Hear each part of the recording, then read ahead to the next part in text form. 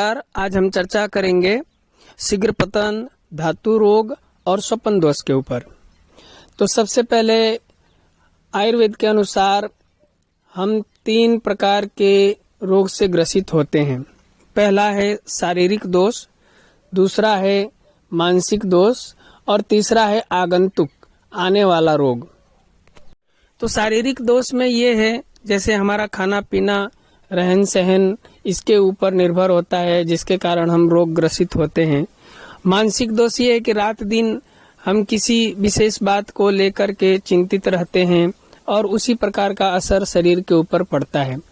उसके अलावा तीसरा है जो बाहर से किसी कारणवश शरीर में संक्रमण फैलता है और उससे रोग उत्पन्न होता है। तो धातु रोग, स्वपन दोष और शीघ्र पतन में इन तीनों कारणों का भी सहयोग होता है, जिसके कारण ये रोग उत्पन्न होते हैं।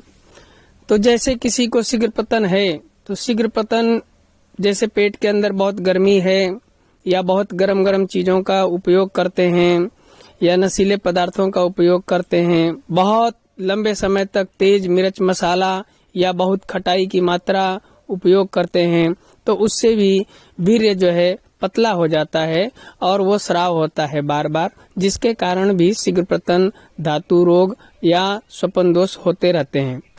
फिर है चिंतन, अधिक देर तक या बार बार किसी स्त्री के बारे में या प्रेम प्रसंग के बारे में सोच विचार चलता रहता है या कामोत्तेजक चीज़ों का चिंतन होता है या दर्शन होता है, तो उसके कारण भी धातु पिघलता है बार बार या अपने स्थान से च्युत यानी कि छोड़ देता है अपना स्थान, जगह बार बार थोड़े से इशारा मिलते ही अपने स्थान से वह प्रवाहित होने लगता है, जिसके कारण भी धातु रोग हो जाते हैं या शीघ्र पतन होने लगते हैं।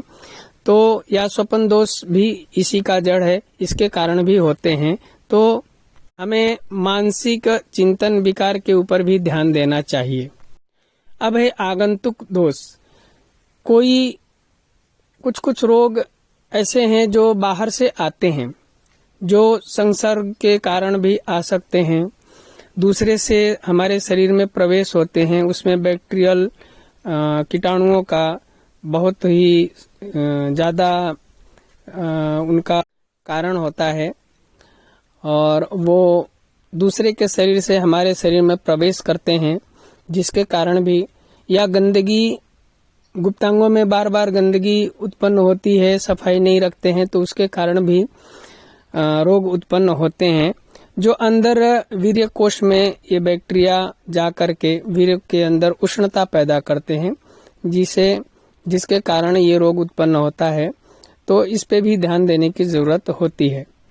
ऐसे बैक्टीरिया में कुछ नाम आते हैं जैसे कि उपदंश के बैक्टीरिया हैं, उपदंश के कीटाणु हैं, उनकी वजह से भी शरीर में बहुत गर्मी फैल जाता है और गर्मी फैलने के कारण वीर्य भी गर्म होकर के पिघलता है, जिसके कारण भी शीघ्र पतन होने लगता है।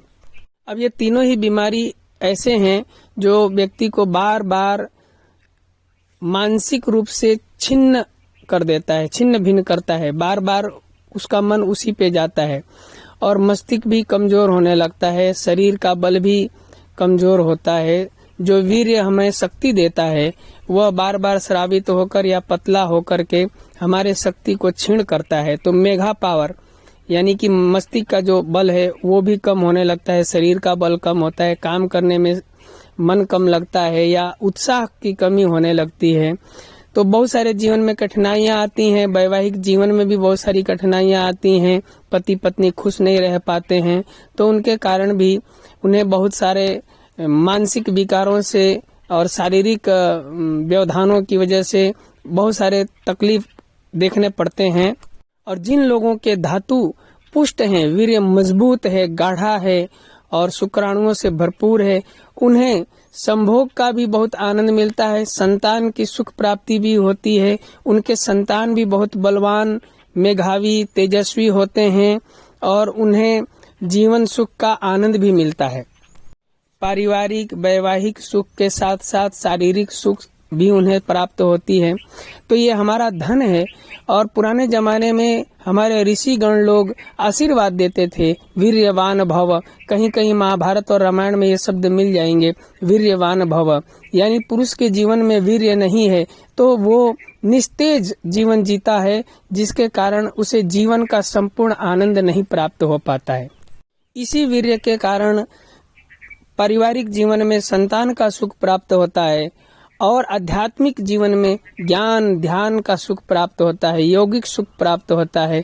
कबीर जी कहते हैं, मन माया तो एक है, भावे तहाँ लगाओ, चाहे हरि की भक्ति कर चाहे विषय कमाओ।